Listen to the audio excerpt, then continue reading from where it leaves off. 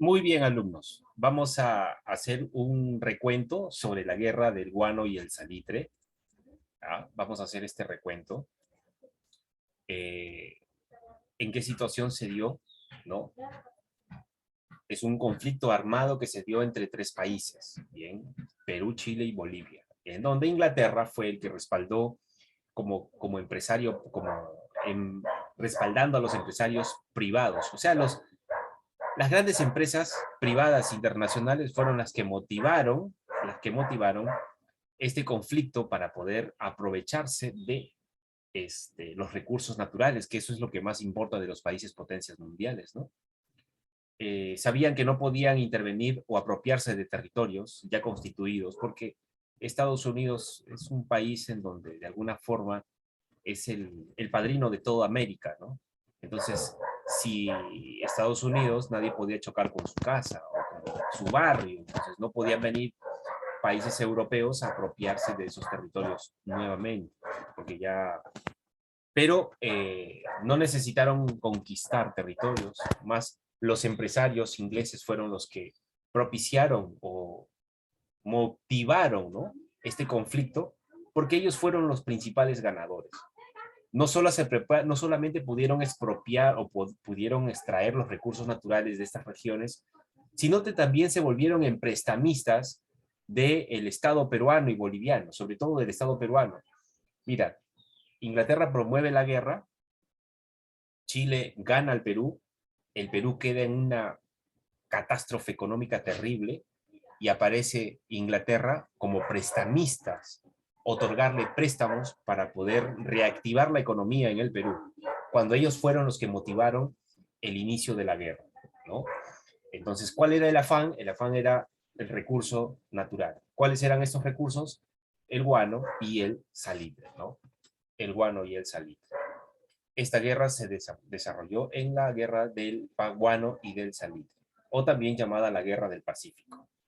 Causas de la guerra: había una política expansionista por parte de Chile, bien, una crisis económica que también atravesaba Chile, y la ambición de poder obtener las riquezas del guano y del salitre, que en ese tiempo había mucha, estos recursos eran muy apreciados, ¿no? Y como Chile se estaba preparando para una invasión, para una guerra, empezó a prepararse para la compra de armas, ¿no? Entonces, habían problemas limítrofes entre Bolivia y Chile, y también se adquiere aquí la supremacía del Pacífico asumida por Chile. Entonces, Chile es el que adquiere la supremacía del Pacífico. ¿Ah? Ahí están Chile, Bolivia y el Perú, ¿no? Chile avanzó hasta la parte de Perú y se apropió de todos estos territorios. Paralelo 24, paralelo 23, 21, 20, todo el paralelo 23, hasta donde debía llegar, ¿no? Chile ingresó hasta Bolivia y también ingresó hasta el Perú, apropiándose de esos territorios. ¿Qué más tenemos aquí? Pretextos, el salitre, ¿no? Y grandes yacimientos que estaban en suelo boliviano. El salitre es un nitrato de potasio utilizado para abono y también como elemento de la pólvora. Bien. Bolivia, como ya habíamos explicado la vez pasada, generó o aumentó a 10 centavos el quintal de salitre, promovida por el presidente Hilarión Daza, presidente boliviano, bien, sobre las empresas chilena-inglesa. Esto fue rechazado por las empresas, no quisieron pagar, y Hilarión Daza, por lo tanto, manda a un ejército o un pelotón para apropiarse de estas salitreras, ¿no?, que le pertenecían a capitales privados chilenos, ingleses, pero Bolivia lo nacionalizó. Bien, la Compañía de Salitre y Ferrocarriles de Antofagasta en Chile. Pero ¿qué ocurre? Cuando Bolivia se apropia de esta empresa, el ejército chileno o el Estado chileno envió un ejército y expulsó a los bolivianos de ese territorio. Inmediatamente, este territorio se declara como posesiones chilenas, ¿no? Invasión de las tropas chilenas el 14 de febrero de 1879. Bolivia declara la guerra a Chile en marzo recién. Bien. Para poder resolver este problema, el Perú, Mariano Ignacio Prado, presidente de la República, envía a una comisión, a una misión de diplomáticos hacia Chile para resolver el problema, porque no querían que llegara a un problema bélico, ¿no? Ya que el Perú no se encontraba tampoco también en buena situación para respaldar un conflicto armado. El Perú envía la misión Lavalle para mediar y buscar una solución. Resultado, el fracaso, ¿no? ¿Cuál fue el problema? El problema fue que Chile había descubierto, bueno, lo tenía hace mucho tiempo, solo que lo utilizó de pretexto para declarar la guerra al Perú cuando le habla sobre el tratado secreto, ¿no? Ustedes han firmado un tratado secreto, Perú, ¿te mantienes neutral o sigues manteniendo tu posición? Perú dijo, me mantengo con mi posición. Muy bien, entonces te declaramos la guerra. Y posteriormente le declaran la guerra recién a Bolivia. Recuerda que el que primero en declarar la guerra fue Bolivia, Chile, ¿no? Bolivia va corriendo a su amigo el Perú y le dice, ¿sabes qué? Ayúdame, le he declarado la guerra a Chile y no puedo pelear solo. Entonces el Perú se integra a esa declaración de guerra, ¿no? Chile declara la guerra del Perú el 5 de abril de 1980. Esa es la fecha en la que Alberto Fujimori da el golpe de Estado, ¿sabías eso? Preciso momento, donde se declara la guerra del Perú, bien, esa misma fecha, ese mismo día, mes, también Fujimori da el autogolpe de Estado. Entonces acá tenemos a Chile. ¿Quién es el presidente? Aníbal Pinto. Había una población de 2,5 millones de habitantes, ¿no? Su armada tenía 2 buques blindados y algunas corbetas y cañoneros. Ese es el soldado chileno que sí estaba muy bien armado, pertrechado, mientras que el Perú, presidente era Mariano Ignacio Prado, 3 millones de habitantes, un ejército de 8,000 hombres, ¿bien? Había 4 buques blindados y varios transportes y corbetas. El Perú tenía más buques, bueno, de buques blindados, pero de menor calaje como los que ellos tenían, ¿no? Y este era el soldado peruano, ¿no? Su uniforme blanco, de tocuyo blanco, tela blanca. En Bolivia estaba el presidente Hilarión Daza, ¿bien? Una población de 2 millones de habitantes, ejército de 3.500 hombres, no posee fuerza naval, ¿bien? Entonces fue un verdadero lastre del Perú haberse metido en esta guerra cuando no tenía una fuerza naval que pudiera defender, ¿no? Acá está el Huáscar, esta es la imagen del Huáscar, ¿bien? La campaña marítima. La escuadra, Perú, Chile, Miguel Grau y William Rebolledo era el que dirigía la escuadra chilena. Fragata de Independencia, 2,000 toneladas. Monitor Huáscar, 1,138 toneladas. El resto eran corbetas. Esos monitores eran de metal, sí, pero eran malogrados, estaban malogrados. Solo estaban flotando, cargando cañones. Eran cañoneras flotantes, ¿ya? Pero no tenían ningún tipo de movilidad. Mientras que los acorazados del Cochrane y el Blanco Encalada tenían 3,500 toneladas, ¿no? Acorazado Blanco Encalada, 3,500. Mira cuántos tenía la Independencia, que era una fragata, 2,000 toneladas, ¿no? Entonces, las corbetas tenían corbetas, la Esmeralda, la Covadonga, Magallanes, Artao, el cual la Esmeralda y la Covadonga fueron destruidos durante la guerra, bien, y el transporte Rimas Matías Cusillo. Combate de Loa, o también llamado el combate de Chipana. Se desarrolla el 12 de abril del 79 y fue la primera acción naval de la guerra entre la escuadra peruana con el Pilcomayo, ¿ya? La Unión versus la cañonera Magallanes. Ese es el primer combate, 12 de abril de 1879. Recuerda que la guerra se declara, Chile declara la guerra el 5 de abril. Pocos días después se enfrentan estos 2 barcos peruanos con la cañonera Magallanes. Ya, se da un enfrentamiento entre la cañonera chilena y las corbetas, la Unión y el Pilcomayo. Bueno, no llegaron se escapó porque eran 2 barcos contra 1 y no se llegó a determinar, ¿no? Jefe de la escuadra, el combate de Iquique es el segundo combate. El Iquique, la escuadra es Miguel Grau, jefe de la escuadra Arturo Prat, ¿ya? El Huáscar hunde a la Esmeralda y donde muere Arturo Prat. ¿Bien? Pero estos dos señores eran amigos, eran amigos, habían luchado juntos, hombro a hombro, pero luego las circunstancias de la vida los enfrenta a cada uno, ¿no? Donde Arturo Prat muere subiendo a la tolva o mejor dicho, al barco, al Huáscar, y cuando sube lo ametrallan, pues, y muere. El caso es que Miguel Grau recoge su espada y su gorra y le envía una carta con sus condolencias a su esposa. Bien. Grau salvó a los náufragos de la Esmeralda y de allí el apelativo de los Caballeros de los Mares. Pero la independencia con Guillermo Amor llega a otro destino, ¿no? Estaba persiguiendo a la Covadonga y cuando estaba por alcanzarlo, la Covadonga, como era un barco de madera, tenía mayor capacidad de flote. Y la Independencia, como era un tonelaje muy grande, decide meterse más cerca a las orillas, donde habían grandes rocas, y el mapa que tenían no reconocían a esas rocas que estaban ahí.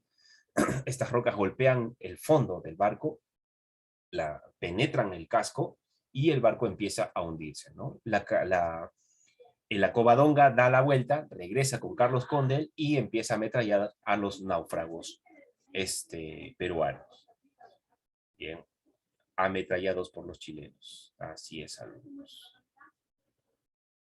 Correrías del Huáscar. Estas correrías del Huáscar permitieron o evitaron que los chilenos desembarquen sus tropas acantonadas en Angamos, ya, a territorio peruano. No podían llegar caminando hasta allá porque el terreno era muy agreste, no eran desiertos, entonces era muy difícil llegar pues con un ejército a pie. Entonces, ¿qué tenían que hacer? Dominar el mar. Y bien, bueno, no pudieron desembarcar durante 6 meses, ¿no? A estos procesos que se les llama las correrías del Huáscar, el Huáscar llega a los puertos de Chile, Angamos, Valparaíso, los bombardea, captura los transportes chilenos, bien, hunde barcos que estaban en los puertos, bien, bombardea los puertos chilenos en agosto de 1879. Como no los podían encontrar, bien, la armada chilena salía a su encuentro y jamás lo encontraba, y al final tuvo que renunciar, ¿no? ¿Quién? El jefe de la escuadra chilena. Bien. ¿Qué pasamos aquí? Entre mayo y octubre, Miguel Grau y el Huáscar realizaron incontables hazañas en el litoral chileno. La aparición sorpresiva de Huáscar sobre puertos chilenos le hizo adquirir la fama del buque fantasma. Estas correrías nos permitieron ejercer dominio del mar del sur. Bien. Captura el transporte chileno Rímac. Bien. Y este señor que está aquí es el que es destituido y entra otro personaje. Y él es el que inicia, pues, la persecución del Huáscar, ¿no? El Huáscar estaba en persecución, estaba perseguido. Habían puesto precios sobre el monitor Huáscar, ¿no? Le habían puesto un precio. Este monitor había sido fabricado en Inglaterra. Bien, fue lanzado al mar en 1865, siendo bautizado como Huáscar en honor al penúltimo inca del imperio del Tahuantinsuyo. Tenía 2 cañones rotatorios en 360 grados, cosa que no tenían los otros barcos, ¿no? Tenía un mástil, una punta, que podía perforar, ¿no? O atacar a los barcos con sus espuelas. Eso se le llama el espolón. Es por eso que el Huáscar logró hundir a la Esmeralda con este espolón que tienen ahí, ¿no? Bien.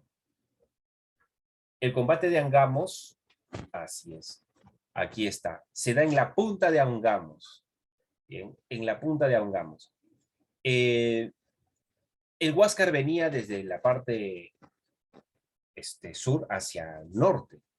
Encuentra a la división de los Higgins, Loa y el Cochrane, pero detrás de ellos también venía el Blanco Encalada, el Covadonga y el Cusín. Entonces, al ver las chimeneas de estos barcos, lo que hace el Huáscar es flanquear la huida de la Unión, porque ya no había otra solución. El Huáscar no podía, ¿sabes por qué no podía recorrer mayor kilometraje, mayor velocidad, alumno? ¿Sabes por qué no podía avanzar a mayor? Si es que en el puerto de Arica, si hubiese limpiado bien las cofias, o mejor dicho, ¿cómo puedo decir? Las calderas que generaba el vapor para poder avanzar, ya porque ser un barco a vapor, si hubiesen limpiado esas calderas porque tenían muchas esquirlas, estaba todo sucio, y esa suciedad retrasaba la velocidad. Cuando le quitaban todo eso y limpiaban, el Huáscar podía avanzar a muchos nudos más de velocidad. Si el Huáscar hubiese limpiado esto, esa suciedad de las chimeneas, alumnos, hubiese podido escapar. Pero como no habían limpiado, entonces la velocidad era una velocidad mínima, y con esa velocidad no iba a poder escapar. Y es por eso que decide retrasar a esta escuadra, a las dos divisiones, para evitar que la Unión sea capturada, ¿no? Acá tenemos la escuadra peruana, el monitor Huáscar, la corbeta Unión, versus la escuadra chilena, el Cochrane, el Encalada, el O'Higgins, Covadonga, Matías Cousiño y el Loa. Y al final el Huáscar se tuvo que enfrentar a todos estos barcos. ¿Ya? ¿Cuál fue el resultado? Ya lo sabemos. Todos los capitanes del Huáscar fallecieron, con las bombas que lanzaban el Cochrane sobre el Huáscar, ¿no? Como ya habíamos mencionado, mientras el Huáscar disparaba sus cañones sobre el Cochrane, los misiles del Huáscar rebotaban en el blindaje del Cochrane, ¿no? Y mientras que el Cochrane, cuando lanzaba un cañón, una bomba, penetraba el casco y hacía estragos. Ya, eso fue lo que pasó. Bien. Y también unos meses antes, habían pedido unas bombas Pulitzer, que eran los únicos capaces de destruir los acorazados del Cochrane y el Banco Encalada. Pero el Congreso no le hizo caso.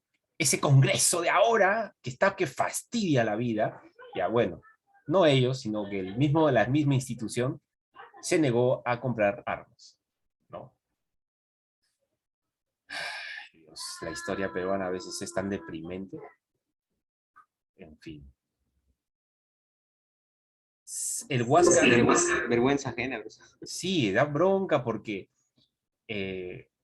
cuando los congresistas son los que deben apoyar, o el presidente debe apoyar, ellos son los que le dan la espalda a la población. Y se olvidan que ellos fueron elegidos por la población, por la ciudadanía. Es terrible lo que pasa. O, por ejemplo, el Huáscar el día de hoy está en puerto chileno. Descansa frente a la base naval de Talcahuano, al sur de Santiago, región del Biobío, provincia de Concepción, considerada reliquia de la Guerra del Pacífico. Ya, te voy a mostrar un videito, ¿ya? Así rapidísimo nomás.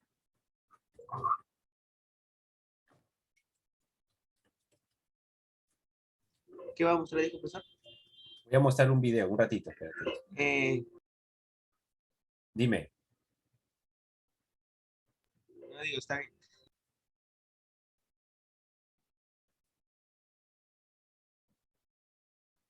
A ver, un momentito.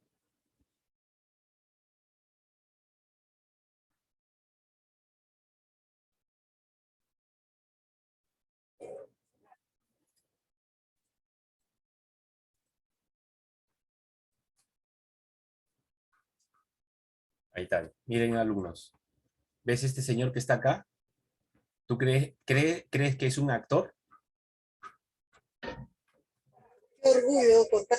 No es un actor, es el descendiente de Miguel Grau, alumnos. Es el descendiente directo de Miguel Grau. Mira la frentota que tiene, igual como Miguel. Mira la barba que se ha dejado crecer. Es muy, muy parecido a Miguel Grau. Dice que cuando Ya, ahora ya con esa foto creo en las reencarnaciones ahora. Sí, sí, sí, sí.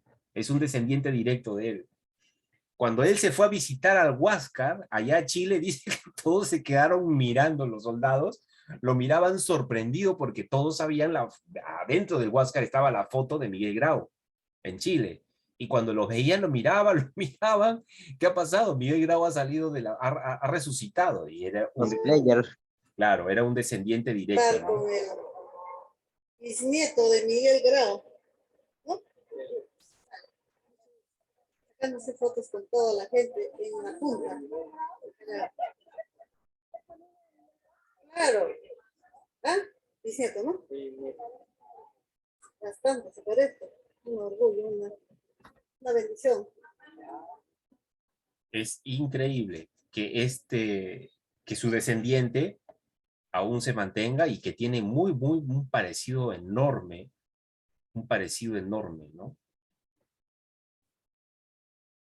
Acá está. A un día de celebrar el combate de Angamos, donde el héroe nacional Miguel Grau Seminario dio todo por su patria para defenderla en la batalla con Chile, su sobrino bisnieto busca con su imagen física que los jóvenes de estos tiempos revaloren la identidad nacional que año a año se pierde. Bueno, yo me siento orgulloso de haber heredado la genética de él y orgulloso de ser peruano, por supuesto, y orgulloso de poder contribuir con la niñez, la juventud y los mayores, dando charlas de valores, lo que Miguel Grau hizo tanto por nosotros. Germán Seminario Moya contó que mantiene ese look por una promesa que le hizo a su abuelo cuando él aún tenía 13 años, manifestando que desde los 44 años lleva la imagen del peruano del milenio en su rostro. Lo que sucede es que cuando yo tenía... Ya está, chicos. Ahí está. Profesor, a él le falta más cabello por delante, un poquito más. Sí, ¿no? Ay, Dios. Aquí está la tumba del almirante Miguel Grau. Lo que hay en esta tumba solo, ¿sabes qué cosa es? Hueso. Es un hueso. Es una tibia. Una tibia. Lo único que quedó de la explosión fue su tibia, la rodilla con todo el pie con su bota, ¿no? Cuando empezaron a buscar el cuerpo de Grau, no lo reconocían. Imagínate una bomba que cae y despedaza el cuerpo y pega todas las cosas por las paredes, ya imagínate eso. Quedó ahí solamente la pierna, ¿no? La pierna dice que sabían que Miguel Grau era blanco y velludo, y encontraron una pierna con esas características y asumieron que esa era parte. ¿Se imagina, profesor, que haya habido alguien por ahí parecido y, Sí, y no sea de verdad? Pero oye, profesor, pero ahí estaba su... ¿Cómo se...? Ahí estaba alguien también junto a él, pero lo dejó moribundo. Sí, habían algunos capitanes que morían, porque cuando el capitán muere, entra el segundo, el teniente, el coronel, y todos murieron alumnos. Algunos por ahí quedaron dice que había uno que tenía la quijada rota, se le había descolgado por una explosión, y la tuvo que sujetar con un trapo para que no se le caiga la mandíbula, y aún así siguió peleando. ¿Ah? Aún así siguió peleando, alumnos. Vamos a ir a la segunda parte, ¿ya?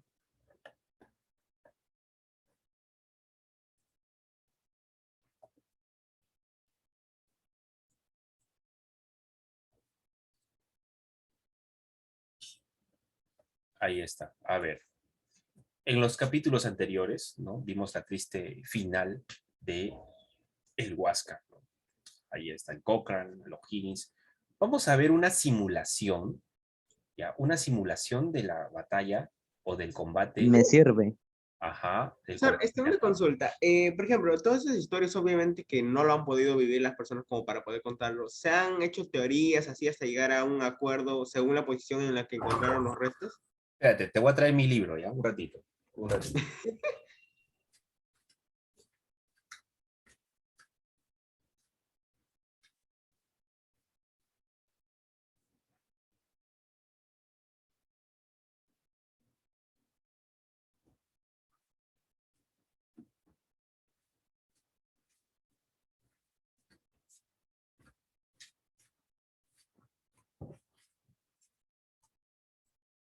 A ver, mira aquí. El otro tomo no lo encuentro, pero este libro, el libro es Narración histórica de la Guerra de Chile contra el Perú y Bolivia. El autor es Mariano Felipe Paz Soldán. ¿Ya? ¿De qué país es el autor? Es peruano, es peruano. ¿Ya? En este libro vas a encontrar o vamos a encontrar, ¿cómo se le llaman a estos mensajes? Mensajitos son vendría a ser como los mensajes de texto, ¿no? ¿Dónde está? Mira, por ejemplo, acá están no sé si lo pueden ver, aquí están las fotos reales, ¿no? De las tomadas durante la guerra con Chile. Reales. Ah, o sea que en ese tiempo ya pudieron haber cámaras, todo, o sea, hubo alguien que contó la historia de tal como pasó y se pudieron capturar fotos. Claro. Ah, eso es a lo que me refería, o sea, no estaba seguro si en ese tiempo todavía existían las cámaras o hicieron teorías simplemente donde encontraron los restos de los barcos, no estaba seguro, por eso pregunto. Ajá. Habían informes Profesor, que se ¿cómo tenían. lo cuentan los otros países la historia del este de la batalla, pues? A veces son diferentes. Mira, acá por ejemplo, El ángulo de ellos era. ajá, mira, aquí ves ese hueco que hay en la tolva del Huáscar. Ya, esas son las imágenes que dejaban los bombardeos. La imagen que dejó los bombardeos. Ese es el Huáscar que se tomó la foto. Quedó más o menos de esa manera, ¿no? Y aquí nosotros tenemos informes y también hay ¿cómo? Telegramas, no. Cuando se toca el clave Morse, esos mensajes, ¿cómo se le llaman a esos mensajes que se hacen por clave Morse?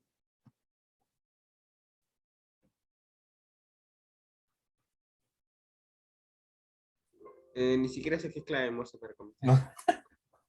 Ya, las claves Morse es un mensaje que se da a través de sonidos y puntos. Tu, tu, tu, tu. Ya, y esto tiene cada sonido tiene vocales o las letras del alfabeto, ¿no? Las letras del... Era como algo así como para mandar mensajes encubiertos. Claro, era la única forma de transmitir un mensaje, alumno. Era la única forma de transmitir mensajes. Y en este libro... Profesor, una pregunta. Cuando llevan la supuesta pata de Miguel Grau, ¿lo encontraron dentro del Huáscar o por ahí en el mar? No, lo encontraron. Lo encontraron ahí buscando entre los escombros. Por ejemplo, ¿Del Huáscar o del mar? O del mar. el Huáscar, en el Huáscar. En el Huáscar había explotado. Y profesor, ¿quién los encontró? Peruanos, ¿no? Ajá, no. No lo encontraron los peruanos, los chilenos. Los chilenos habían encontrado esos restos. Ellos fueron los que proporcionaron esta. ¿Por qué? Porque estaba en manos chilenas, ¿no? Por ejemplo, acá hay parte oficial, almirante Riveros, sobre el combate de hoy. A las 9 a.m. se trabó un combate entre el Cochrane y el Huáscar. A las 10 entró el combate el Blanco Encalada. A las 10:50 el Huáscar hecho pedazos, se rindió. El comandante Grau muerto, igualmente el segundo y el tercer comandante. ¿Quién lo escribió? Es un parte de guerra, ¿no? De los soldados que estuvieron ahí. Profesor, quisieron hundir el Huáscar. Claro, lo quisieron hundir, pero al abordar el Huáscar, los chilenos al abordarlo, cerraron las escotillas para que para que no puedan hundirse, ¿no? Entonces evitaron. A ver, miren, señores, acá te voy a mostrar las fotos, los que murieron en la batalla de Arica, alumnos. ¿Ya? Esto que ves acá es Arica. Y ves este señor que está ahí, son los que fallecieron en la batalla de Arica, ¿no? Por ejemplo, este señor, este jovencito que está con bigote, es el que está aquí, es Diego Ferré, jovencito de 25 años. Los demás también se quedaron para pelear con Miguel Grau, ¿no? Perdón, con Francisco Bolognesi. Aquí están dos jóvenes más, retratados antes de la guerra. Esos jóvenes, casi tu edad, un poco más, que se enlistaron en la guerra para pelear. Y ellos fueron los que defendieron. Cuando yo veía estas fotos, alumnos, me daba nostalgia porque veía pues que estos señores eran los que habían peleado en la guerra. y fallecieron, murieron, ¿no? Mira aquí. ¿Ah? Ellos, y tanto para nada, tanto para nada. ¿Ah? Muchos de ellos eran criollos, ¿no? Dice, Santiago Tábara participó en la campaña marítima como médico del Huáscar. Llegó a escribir varios reportajes sobre algunos sucesos navales en donde había estado ausentes los corresponsales de prensa. Tábara era el íntimo amigo de Grau. Cayó prisionero en Angamos y fue conducido al paraíso, en donde permaneció 2 años. ¿Quién es Tábara? Este señor que está acá. Ya, les estoy presentando a los integrantes, a los que a los jóvenes que fallecieron en el Huáscar. Mira, Profesor, casi todos tienen la misma barba y ¿ves? que Miguel Grau. Ajá, ¿ves la moda, cómo se vestían? ¿Mm? José Melitón Rodríguez, teniente primero, fue el tercero en sucumbir en el mando del Huáscar durante el combate de Angamos. ¿Quién es Melitón? Este señor que está acá. Esos son, se los presento, jóvenes, ahora ya los conocen. Ya, son los personajes que fallecieron en esta guerra tan funesta que nosotros no pudimos ganar, ¿no? Acá está Miguel Grau, una foto real, y arriba está su esposa. Tuvo 6 hijos, Miguel Grau.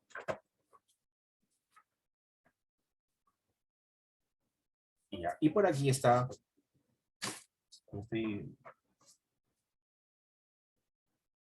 Aquí.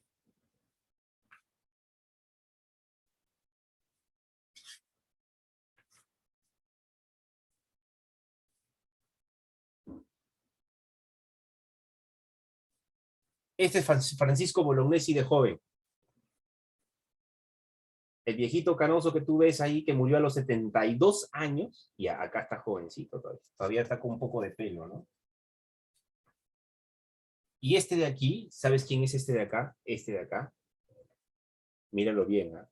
Este joven tenía 32 años cuando Chile declara la guerra al Perú.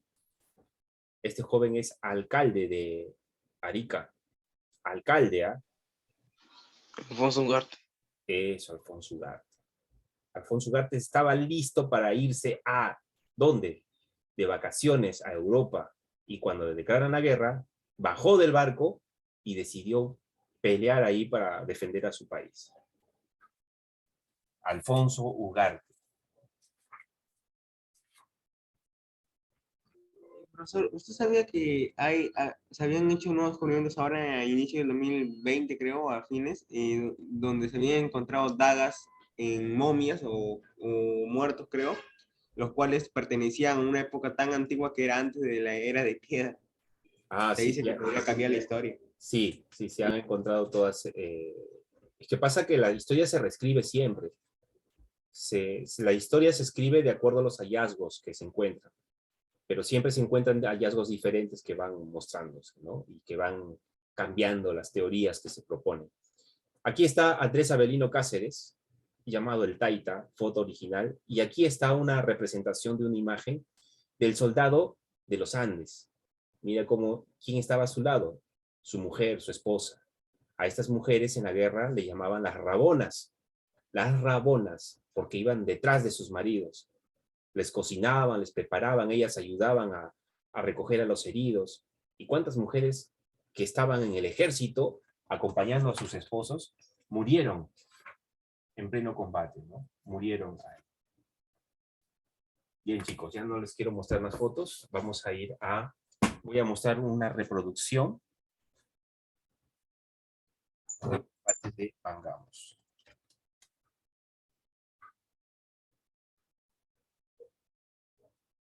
Ya, ahí está, chicos. Es lo bueno de la tecnología. Ya, lo bueno de la tecnología es que podemos hacer esto. Podemos simular cómo fue el combate de acuerdo a toda la investigación de los historiadores chilenos y peruanos. Les presento al Huáscar.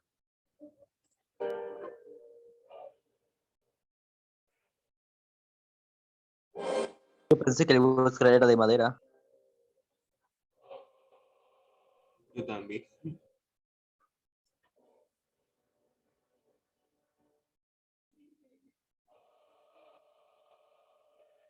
A esto me refiero.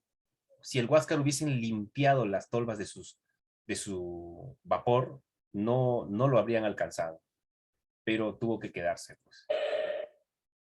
Ahí está el giro del tambor, donde están los cañones.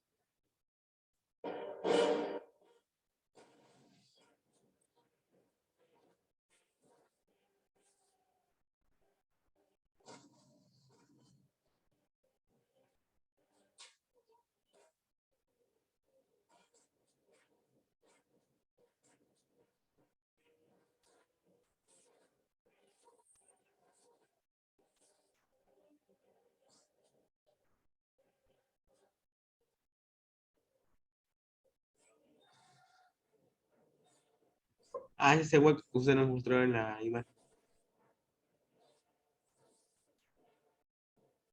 Es una simulación, ¿cierto?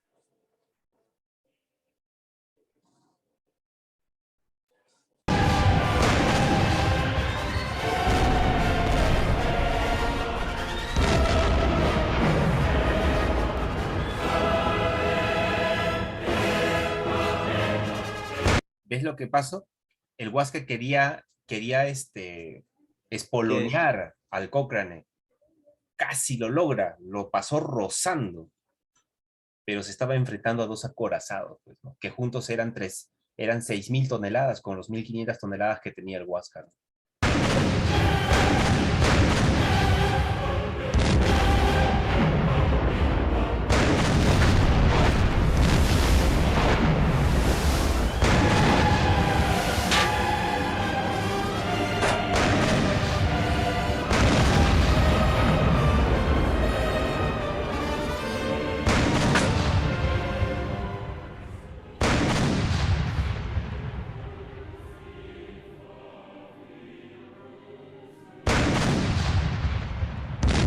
Ahí. Esa es la forma como fallece Miguel Grau.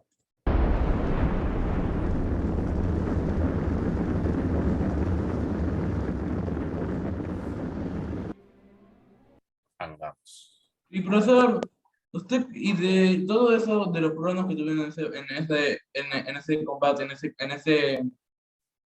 ese barco, ¿sobrevivió alguien? Sí hubo sobrevivientes, ¿no? Habían 300 tripulantes y sobrevivieron 120. Los demás fallecieron. Es que Y ellos contaron la historia de lo que pasó. ellos contaron la historia, cómo había ocurrido, quién falleció, porque se tienen que hacer partes de guerra. ¿Y usted sabe algún nombre de los que han sobrevivido o no sabe? ¿Cómo? ¿Se sabe actualmente algún nombre de los sobrevivientes o no se sabe? Sí, se sabe. Justo ahí había pasado una foto donde en el libro que tengo, donde en el gobierno de Augusto B. Leguía, 1920, se condecoró a los últimos sobrevivientes del Huáscar. Eran señores ancianos que habían participado en la guerra y que habían sobrevivido. Una vez que desaparecieron al Huáscar, ya el Huáscar ya no pudo entrar ya no era impedimento para que puedan desembarcar al ejército chileno, entonces se procede al desembarco. El ejército chileno con sus barcos lleva a los hombres, bien, y desembarcan en Pisagua. En Pisagua encontraron a este pueblito que está aquí. Este pueblito en Pisagua eran 900 personas, soldados que estaban cuidando ese pueblo, bien, y durante 7 horas evitaron que desembarcara, ningún soldado chileno pudo desembarcar durante 7 horas. ¿Por qué? Porque los soldados con su artillería ametrallaban o disparaban desde arriba y evitaban, ¿qué cosa? Que los soldados puedan desembarcar, ¿no? Pero son 7 horas alumnos de lucha, se quedaron sin municiones y al final tuvieron que retroceder, ¿no? Los aliados al mando de Juan Buendía e Isaac Recabarren son derrotados y los chilenos toman el ferrocarril y controlan las comunicaciones. Bien. Así es, y pudieron desembarcar. Y desde ahí empezó la campaña terrestre, ¿no? Primera batalla de San Francisco, la batalla de Dolores. Esta fue una tontería de los bolivianos que no hicieron caso al general Buendía, peruano. Le dijeron, no ataquen, necesitamos descansar, hemos caminado 2 días seguidos y necesitamos recuperar fuerzas. Entonces llegaron, estuvieron frente a los chilenos habían tomado las alturas de los cerros, y los bolivianos deciden atacar. Y Buendía dio la orden que ningún peruano intervenga. Bien. Los bolivianos, más o menos unos 300, arrastraron a 100 peruanos porque vieron que atacaron. Los peruanos se contagiaron de la emoción y también entraron a atacar, pero desde la cumbre fueron arrasados con las ametralladoras, ¿no? Y después de ese fracaso, se dieron la vuelta y fueron hacia otro lugar. ¿Hacia dónde llegaron? Hacia Tarapacá. Buendía es el que dirige, ¿no? Son derrotados. El ejército peruano acá. Y por esto es destituido Buendía. Bien. ¿Y hacia dónde llegan? Hacia Tarapacá. Una parte fue a Moquegua y la otra llegó a Tarapacá, ¿no? Y en Tarapacá, el objetivo chileno es aniquilar a las fuerzas peruanas en Tarapacá. Los jefes peruanos, Belisario Suárez, Cáceres, Bolognesi, Ugarte. Bolognesi peleó con fiebre. Alfonso Ugarte también estuvo ahí. Importante triunfo gracias al general Andrés Avelino Cáceres con sus batallones El Cepita y 2 de Mayo. Así es, gracias a Andrés Avelino Cáceres se pudo derrotar a los chilenos, ¿no? Que estaban muy bien armados, descansados, esperando, mientras que los soldados peruanos llegaban cansados, caminando por el desierto, sin comida, sin agua, caminando con yanquis. No tenían uniforme, alumnos. Los que venían de la sierra, su batallón Cepita, y el 2 de mayo caminaban con ojotas, yanquis. Estábamos mal preparados para una guerra. Pero aún así, a luchar, ¿no? A pelear. De los cuales en esta batalla de Tarapacá vence el ejército peruano. Yo no sé por qué ponen acá a este pata que es chileno de arriba. La pérdida de esta provincia fue una derrota estratégica, o sea, ganaron la guerra, pero tuvieron que retroceder porque un ejército chileno estaba a 1 día de camino, llegando a este lugar. Eran 5,000 soldados chilenos que estaban llegando a Tarapacá, de los cuales solamente habían 800 soldados peruanos que habían sobrevivido al ataque. No podían prestarle ningún tipo a este ejército, ¿no? Prado sale del Perú en busca de armamento. La historia, muchas veces la historia lo condena a Mariano Ignacio Prado, porque lo acusan de haber robado el dinero que habían recolectado en el Perú para comprar armas. Se lo llevó Mariano Ignacio Prado, y muchos lo acusaron de ladrón, ¿no? Pero la historia nos dice otra cosa, porque Mariano Ignacio Prado logró hacer el pago inicial de las compras de 2 buques de guerra acorazados.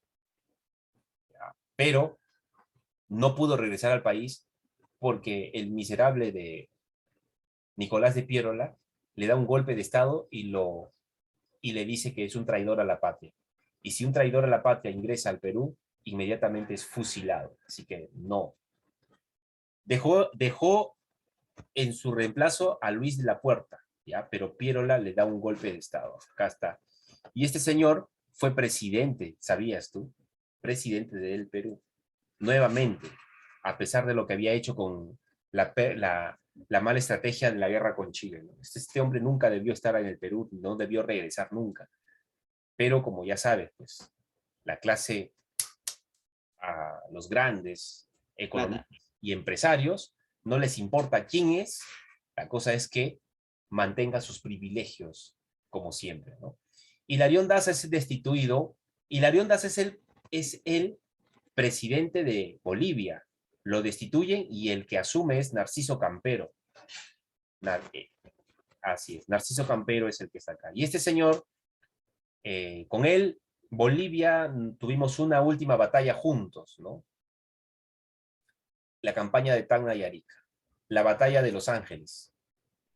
Esto se entagna. El 22 de marzo, los chilenos al mando de Manuel Baquedano desembarcan en Hilo, derrotan a los peruanos que estaban dirigidos por Andrés Gamarra.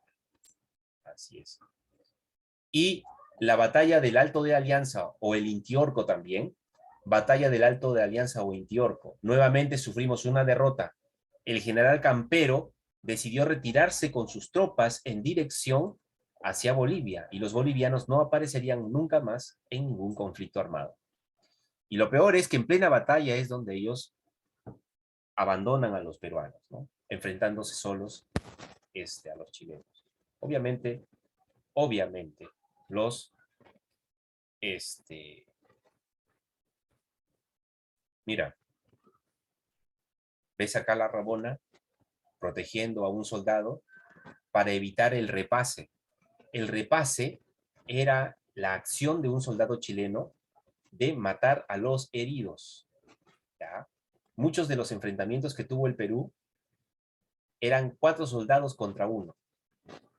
Y prácticamente era que un soldado metía la bayoneta en el cuerpo de un peruano, venía otro soldado y volvía a meter la bayoneta en el cuerpo del peruano, hasta 3 soldados bayoneteaban el cuerpo del peruano y luego lo dejaban tendido, ¿no? Y si por ahí seguía viviendo, venía otro y también lo espoloneaba hasta terminar de matarlo.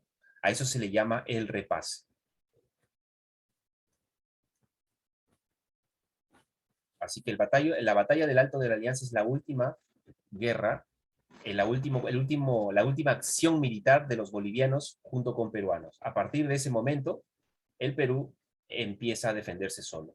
¿Por qué? Porque ahí viene la batalla de Arica, ¿no? 7 de julio de 1880.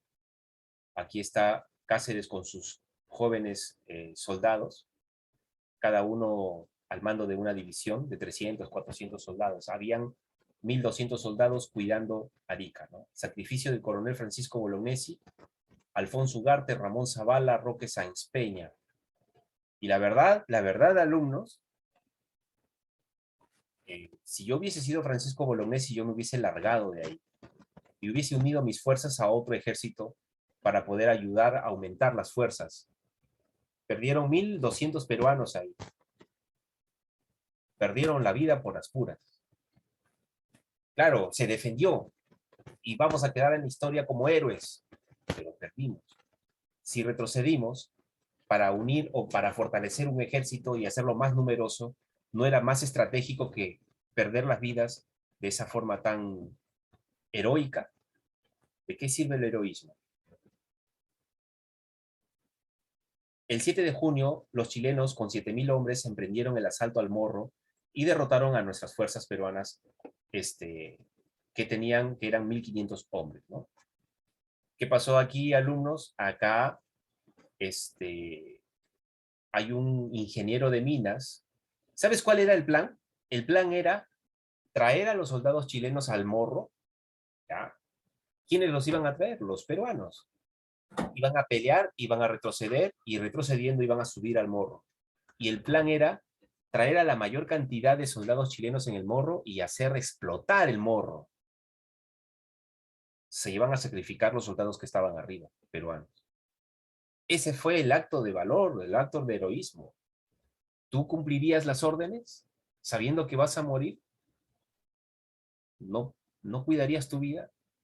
Por eso son héroes, pues, alumnos. Porque hacen cosas inimaginables, cosas que la gente común y corriente como nosotros no las hacemos porque nos morimos de miedo. Entonces, miedo, ¿no? De la explosión. Puede ser, también, ¿no? También, bueno, morir de miedo, estás con miedo, entonces desiertas y te vas, te largas, te escapas. No voy a morir acá. Porque acá el que se queda va a morir.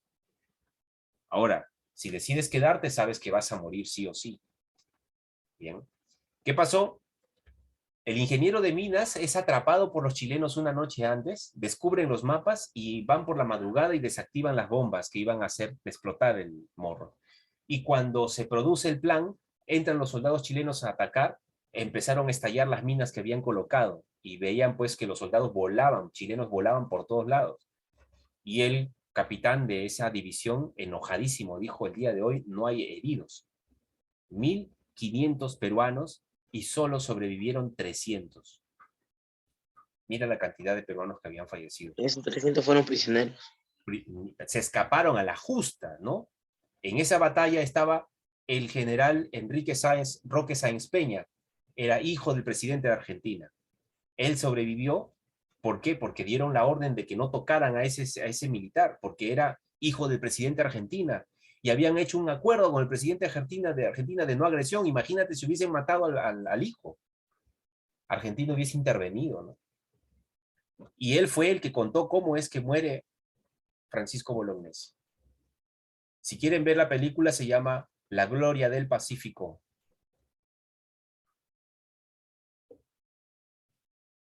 La Gloria del Pacífico. Mientras tanto, en otra parte del campo de batalla, ¿no? Ahí está Alfonso Ugarte, ¿no? Alfonso Ugarte. Y acá nos vamos a quedar, y vamos, como la otra semana es martes, acá nos vamos a quedar con el bloqueo a Lima, ¿ya? Cómo es que se desarrolló la situación en Lima. ¿Qué cosa ocurrió? ¿Qué cosa ocurrió? Y todavía vamos a tener tiempo de desarrollarlo para la siguiente clase. Bien. A ver, alumnos. Vamos a ver aquí.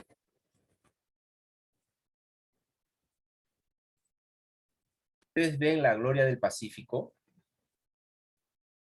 Se van al cine y lo ven. Bueno, no lo van a pasar nuevamente en el cine, pero a mí me contaron que cuando esa película se transmitió en los cines, la gente aplaudía, gritaba, ¡viva el Perú!, decía, ¿no? Todo lo que una película puede generar, ese calor en el peruano, ¿no? Pero bueno, son historias que causan a veces mucho fastidio, enojo, pero al final de cuentas es nuestra historia, ¿no? Y la historia se supone que debe ser para evitar cometer los mismos errores de antes. Pero la historia nos dice que no, que seguimos cometiendo los mismos errores de antes. Por Dios.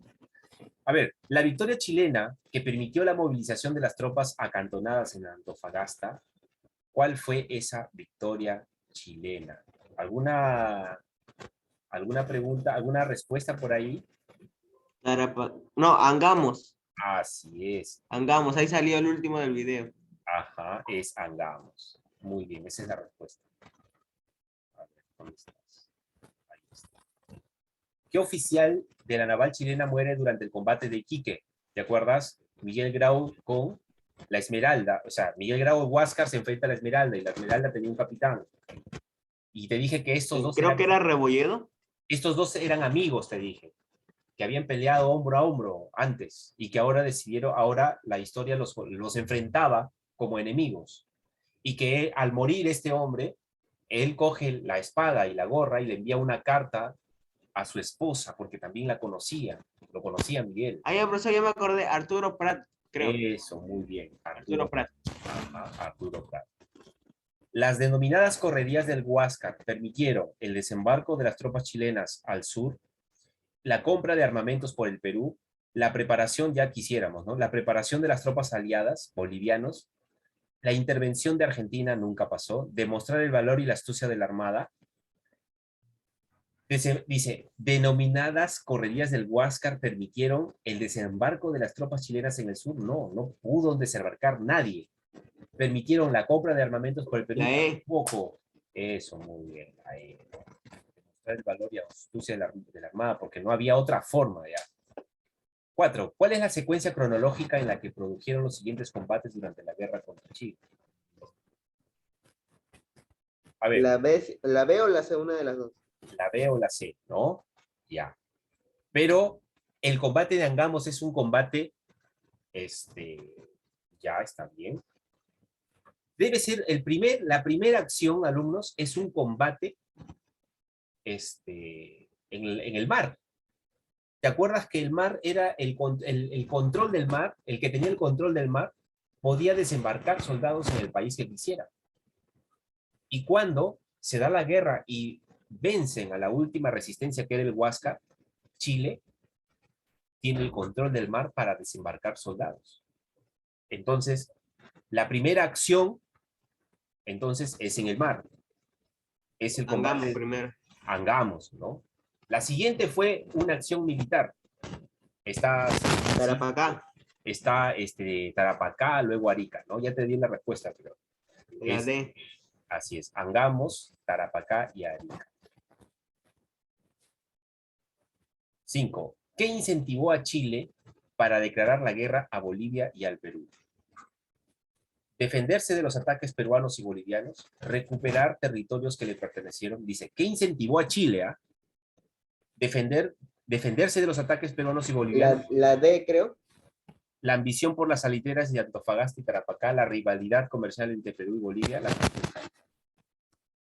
acertando en todas, ¿no? No fue una acción del Huáscar. Atacó la ciudad de Tarapacá. La E, profesor, la E. Bombardeó Talca, sí. Capturó los transportes chilenos, sí. Bombardeó puertos de Antofagasta, sí. Apresó la conquista, bien. Tras la muerte de Miguel Grau, asumió el mando. ¿Quién asume el mando después de la muerte de Miguel Grau? Eso lo mostró en el PPT. Creo que era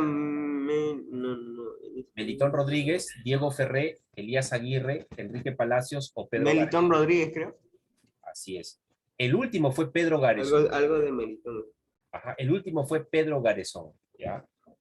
Él abrió las escotillas para que se hunda el barco y entraron los chilenos y lo apresaron a él y cerraron las escotillas y ya no se pudo hundir. ¿Quién era el oficial que comandaba la fragata Independencia? Ese es el señor que generó una mala pericia del barco Independencia y se encalló. ¿Ven? No te lo he mencionado, de repente sí, pero no te lo he mencionado así a detalle. Cuando este general de la Marina se da cuenta que todo estaba perdido, sobrevivió. Cuando llega el Huáscar, porque ve a lo lejos que estaban siendo acribillados por el barco de la Covadonga, llega el Huáscar y la Covadonga escapa y da la orden para que puedan rescatar a todos los soldados, ¿no? Y entre ellos estaba el capitán de la Independencia. Miguel Grau dice que lo vio tan deprimido que mandó a 2 soldados que lo custodiaran para que no tome acciones contra su vida. Este señor, como estaba tan deprimido, nunca más volvió a subir a un barco y decide inmolarse en la guerra, en la batalla de Arica. Y estuvo en esta batalla, en la batalla de Arica, ¿no? Y cuando encontraron el cuerpo, el cadáver de este señor, este capitán, lo encontraron con 23 heridas de bayoneta en su cuerpo. Alucino. ¿Con qué salvajidad se encarnizaron contra el cuerpo de ese señor? ¿Cómo se llama este señor? Guillermo Moore.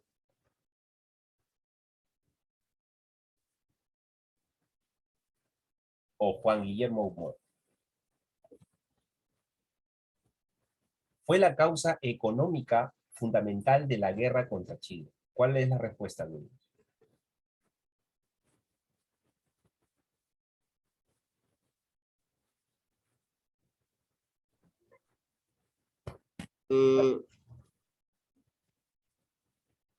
La ambición chilena sobre el guano y el salitre.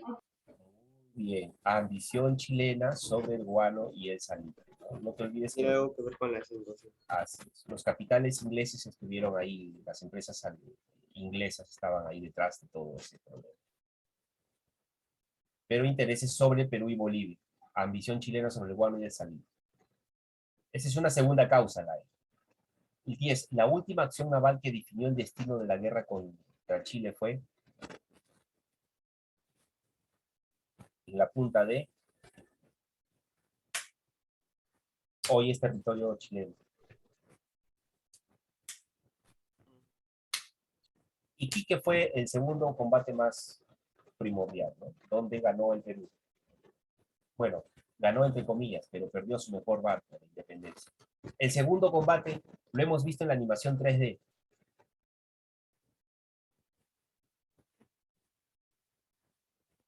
en la animación 3D, alumna. Hagamos. Así es. El Yo combate. estaba seguro. Así es.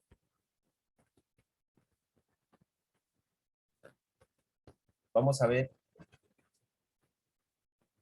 Hola amigos, nos encontramos. Vamos a ver al Huáscar de adentro, ¿ya? ¿Me falta una? Ah, ya, es el combate de Angamos.